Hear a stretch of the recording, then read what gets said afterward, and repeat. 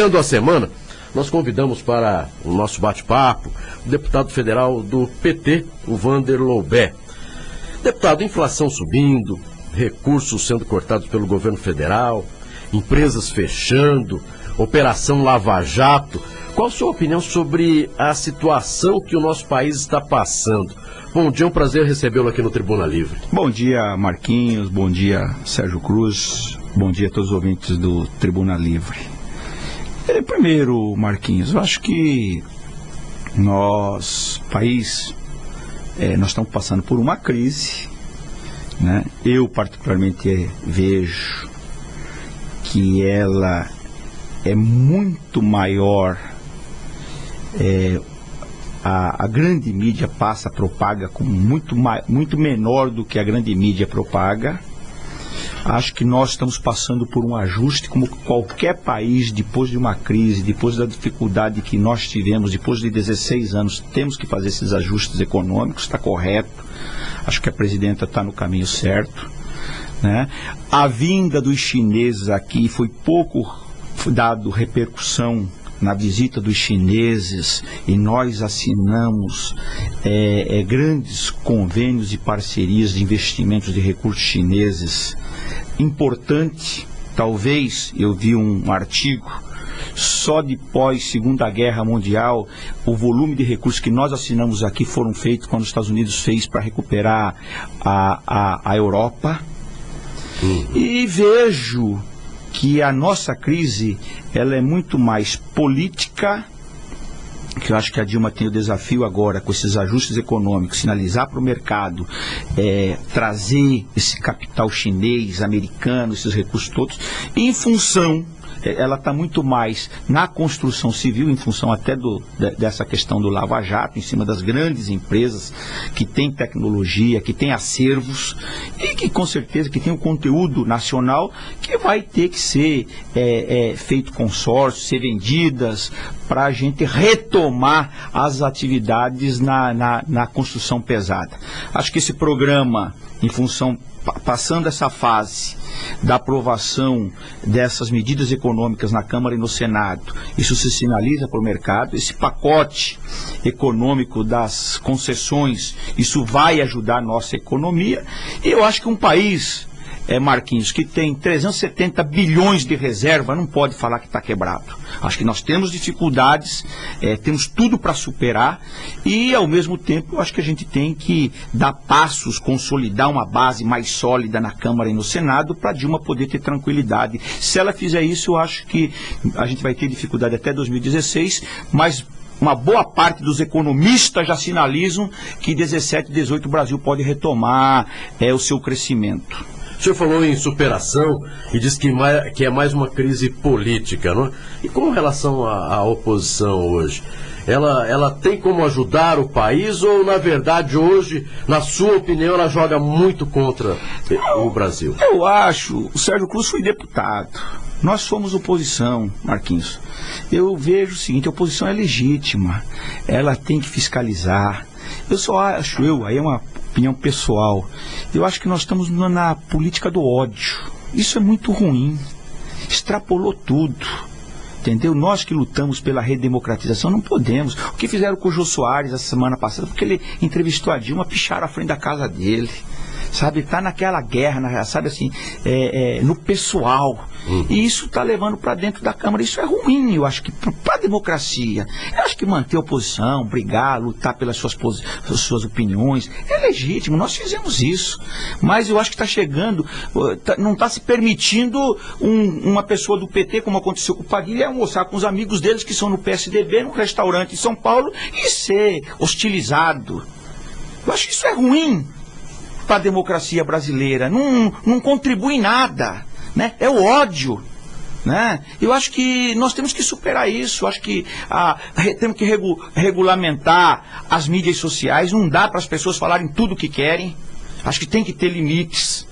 Então nós temos alguns desafios exatamente para a gente poder ir aprimorando a nossa democracia. Acho que a oposição está no papel dela, é legítimo, o governo tem que fazer a sua parte, construir a sua base mais sólida, pode até ser menor, mas para ter tranquilidade, para poder aprovar os seus projetos, tanto na Câmara como no Senado, e poder implementar o seu programa de governo que ela se propôs nos próximos 4 anos.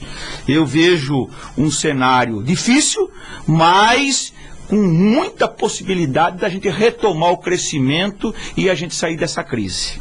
Deputado, com relação à reforma política, o senhor acha que essa reforma avançou alguma coisa? O que o senhor vê da reforma política?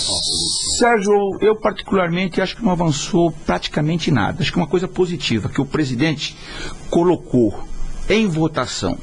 Se nós não tivermos uma constituinte, uma escolha separada para fazer, na minha opinião, a reforma política, a gente nunca vai conseguir avançar. Porque você precisa de 2/3 para você poder alterar qualquer mudança na reforma política. Por exemplo, nós acabamos com a reeleição, né? Nós não unificamos as eleições. Nós aprovamos 5 anos. Como que vai ficar agora? 5 anos sem você unificar as eleições. O Senado vai ser 10 anos? Ou os senadores vão manter 5? Eu acho que na segunda votação vai voltar para 4. A lógica indica isso.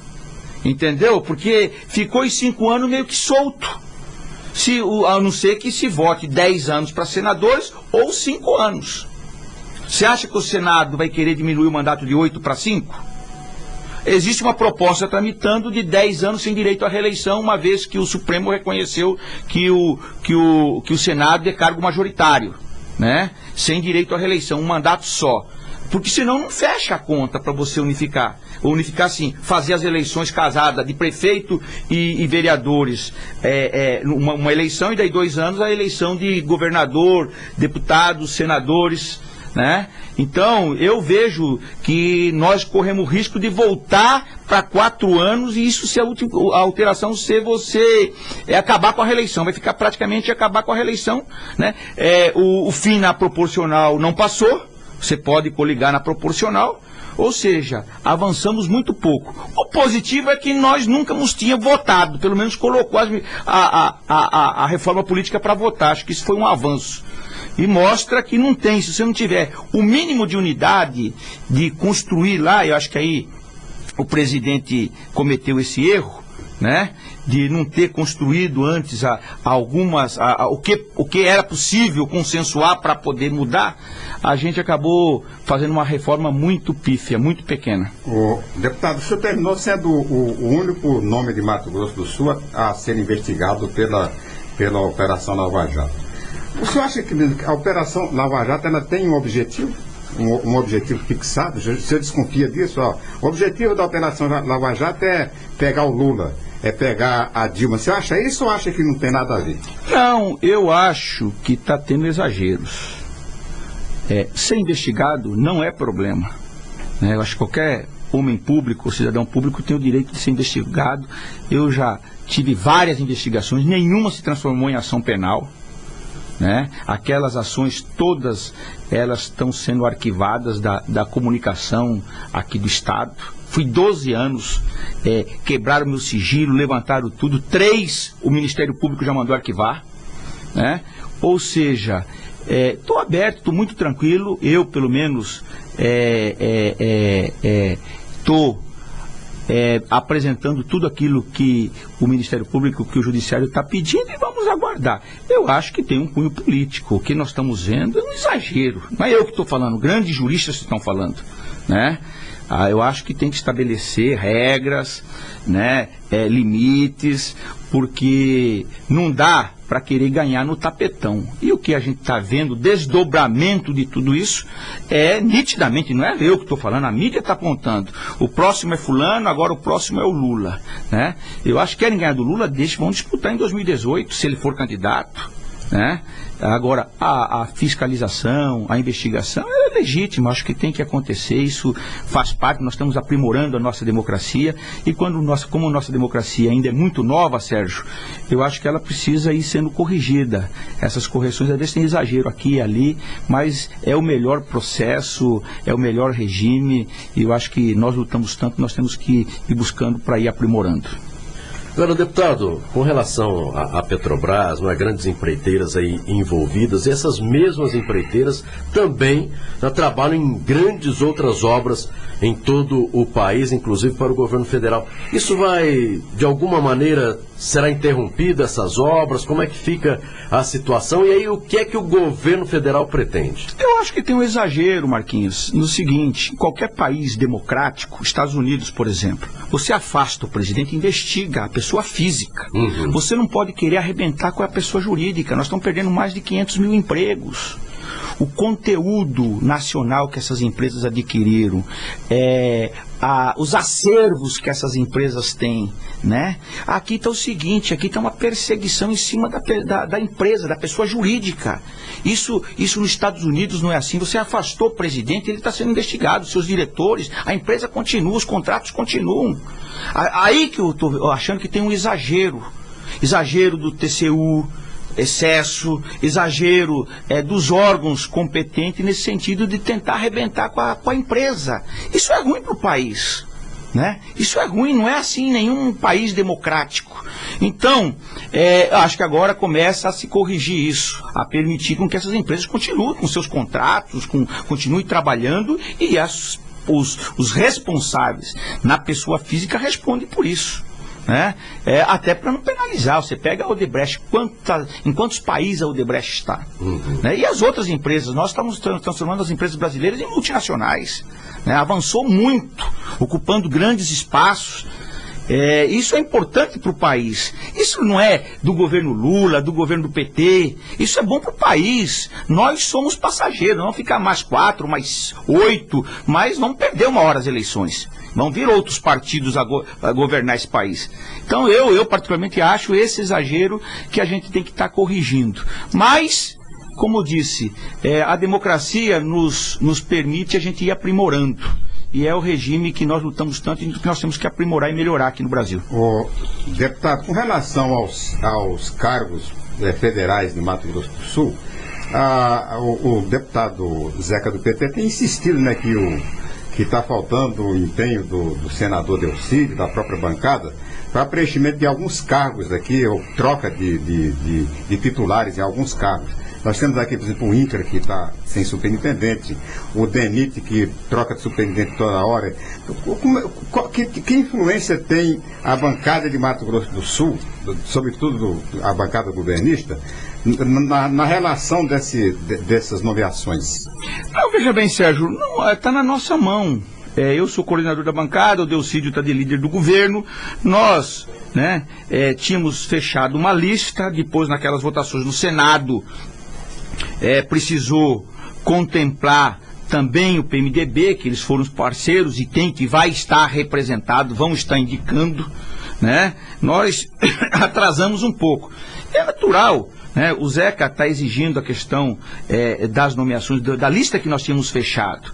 E eu até tenho intermediado essa conversa junto com o Delcídio. A gente deve estar levando agora, amanhã, na quarta, para a Casa Civil, já um pouco ela meio que fechada, com todos tendo indicações não só dos deputados do PT, mas como do Dagoberto e como também do PMDB, vai ser contemplado nessas indicações, né? E isso, evidentemente, que demora um pouco até você acomodar, ajustar, né? Mas vai ter o entendimento, já começou, eu ouvi você falando a questão do Paulo Antunes, não foi nenhuma perseguição. O Paulo Antunes, há um remanejamento na superintendência da Caixa, ele me ligou para falar, ele está indo para o Triângulo Mineiro, que é uma superintendência importante, embora é uma pessoa que nos ajudou muito aqui, né? O Minha Casa Minha Vida, os prefeitos, os municípios devem muito ao Paulo Antunes, porque era uma superintendência referência no Brasil e é uma das que mais aplicava os recursos do orçamento da União, né? E das emendas dos parlamentares. Uma pena, mas ele já está há mais de 4 anos e esse teve um remanejamento. Não foi uma troca só do Paulo Antunes aqui da Superintendência de Campo Grande. Teve uma troca a nível nacional. A Caixa fez esse remanejamento, que é uma de praxe, eles fazem a cada 3, 4 anos. Deputado, a gente sempre vem ouvindo aí falar a respeito, né, os municípios reclamando, dificuldades financeiras, aí os estados desse nosso país. Vamos falar de Mato Grosso do Sul. Como é que está essa parceria com o novo governador Reinaldo Azambuja, para conseguir dinheiro, recursos para o nosso estado? E aí, claro, consequentemente, quando se chega para o estado, chegam aí para a maioria dos municípios, né, com obras. Como é que está esse trabalho hoje? O Marquinhos, Sérgio, o Reinaldo, na minha opinião, acho que percebeu a crise que o estado, o Brasil, o país, a gente está atravessando. Acho que ele tem tido um comportamento uma postura muito decente de relação, ter a independência política, que ele não é do partido, faz as críticas que ele tem que fazer, mas institucionalmente nós temos tido uma excelente relação.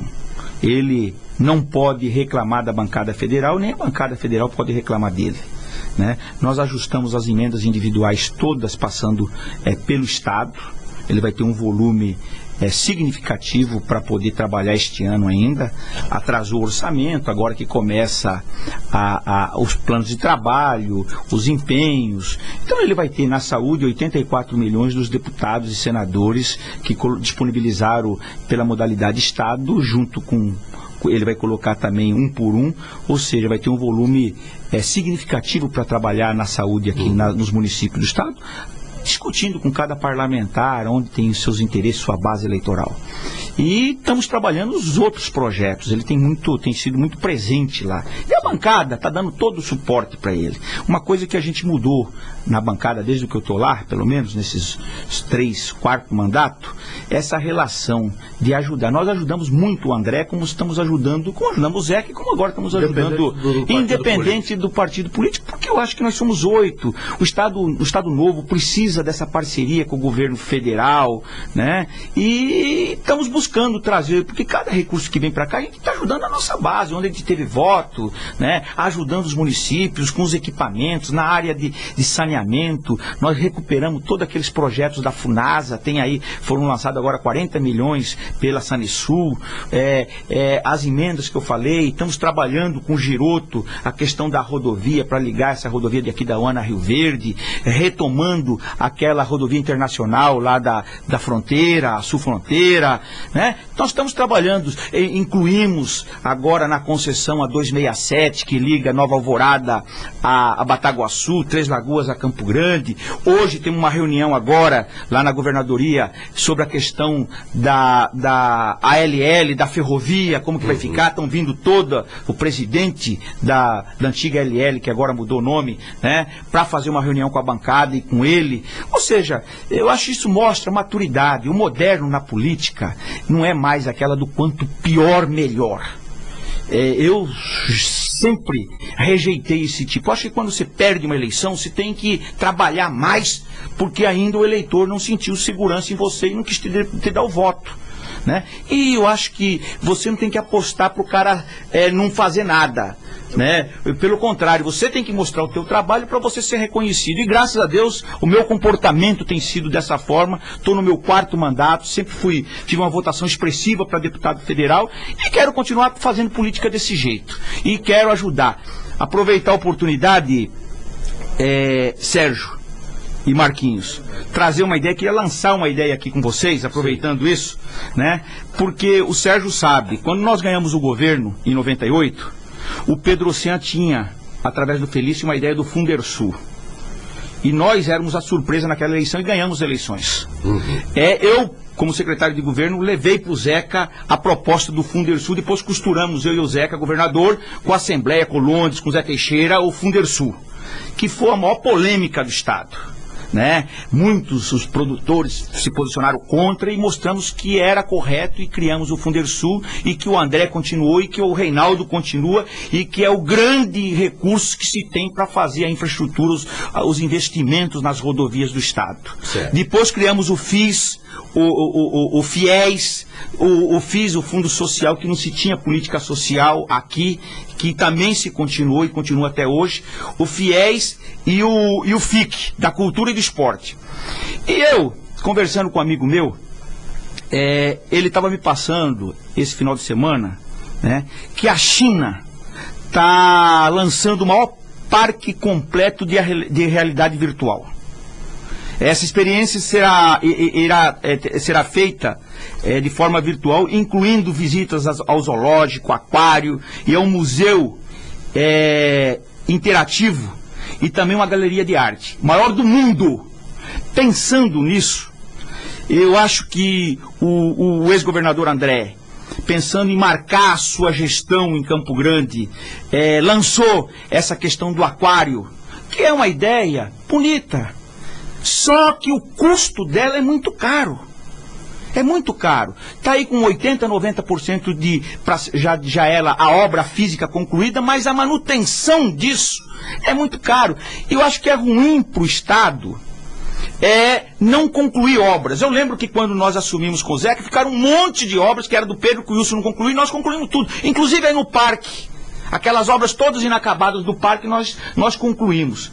Eu quero lançar essa ideia para transformar esse aquário aí num maior aquário virtual. Eu acho que isso é possível, basta o Reinaldo botar a equipe com uma ideia, pode até ser que isso não se concretize, claro, né? Mas transformar essa obra, ainda que ela não foi concluída ainda, em um aquário virtual.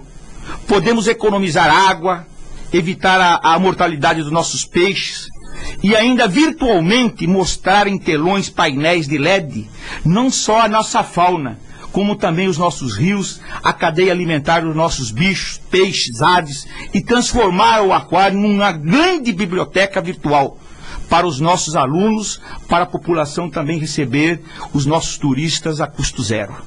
Eu acho que vale a pena a equipe do Reinaldo pensar nisso, né? Isso é uma coisa moderna, o mundo caminha para isso, né? As ONGs, as entidades, eu vi elas se manifestando com relação a esse parque chinês, todas elogiando, porque você não vai precisar criar o bicho no cativeiro, né? É ecologicamente correta, e eu acho que você dá uma destinação a um espaço que já está quase concluído e que o volume de água que você precisa, o custo para você manter é muito caro, e basta você fazer acredito que é possível fazer uma adequação, que isso você dá uma destinação para essa obra que está aí, a sociedade aproveita, os alunos aproveitam, e vai ser um espaço de pesquisa para os nossos alunos, para a nossa população e para os turistas que querem visitar. Eles querendo ver o peixe vivo, nós temos as nossas cidades turísticas que dá um pulo lá e também faz turismo nesses municípios, na área do Pantanal, ou onde nós temos a nossa fauna e a nossa flora. Bem, está aí a ideia lançada pelo deputado federal Vander Loubet, o aquário do Pantanal virtual. O governador Reinaldo Azambuja e a equipe, né, pode aí, de repente, fazer um estudo para ver se é viável, já que nós estamos com quase 90% das obras concluídas do aquário do Pantanal. Deputado Vander Loubet, muito obrigado pelos esclarecimentos, pela sua participação aqui no programa Tribuna Livre. Desejar uma ótima semana, né, parece que uma semana de bastante trabalho em Brasília, que continue trabalhando pelo estado de Mato Grosso do Sul, pelos 79 municípios, conseguindo aí, né, recursos para que, claro, por todo o Brasil, para que a gente consiga realmente sair dessa crise. Obrigado, Sérgio, obrigado, Marquinhos, né, um bom dia a todos e estou à disposição, né, quero falar para finalizar, né, acertei com o Delcídio e com o Reinaldo, passando o recesso, estou passando o cargo de coordenador da bancada para o Moca, já é a vaga do Senado, o Delcídio, falei com o Delcídio já conversou também com o Moca, conversei com o Reinaldo, também já vamos estar fazendo essa transição, eu passo, cada ano a gente reveza, então o Moca vai estar assumindo de forma, dentro do entendimento com o Reinaldo, com o Delcídio e com a bancada, a partir de agosto.